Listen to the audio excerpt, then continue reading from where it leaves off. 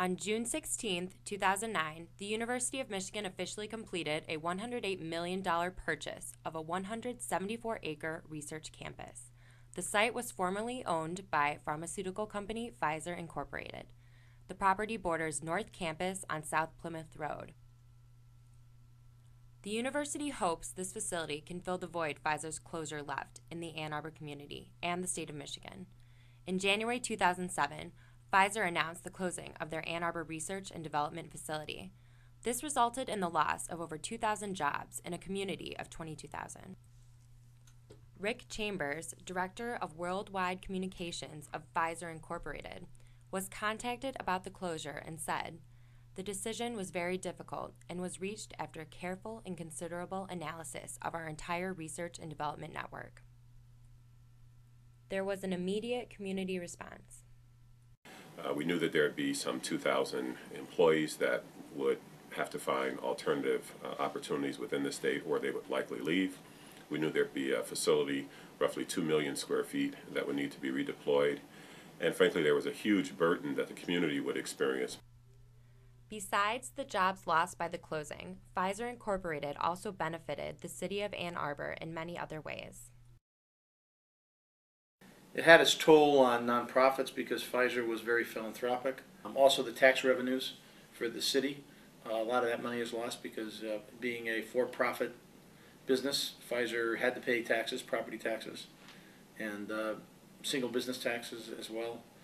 So there's a lot of revenue that was lost locally as well as for the state itself.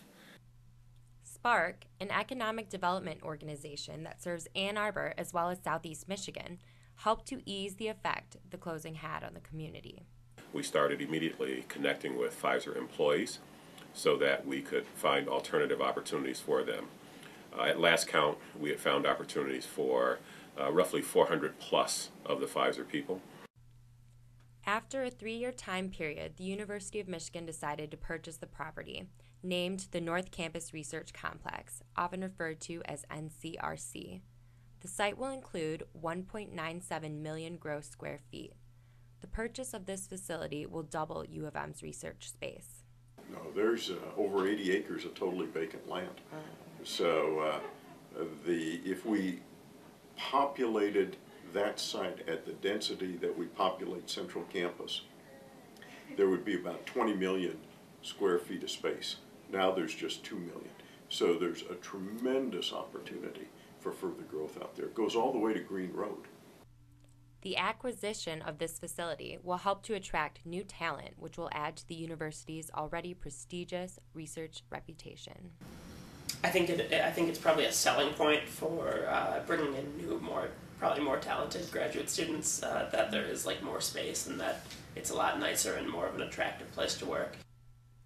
Not only will this bring in talented minds for U of M, but it will also attract commercial interest to the area.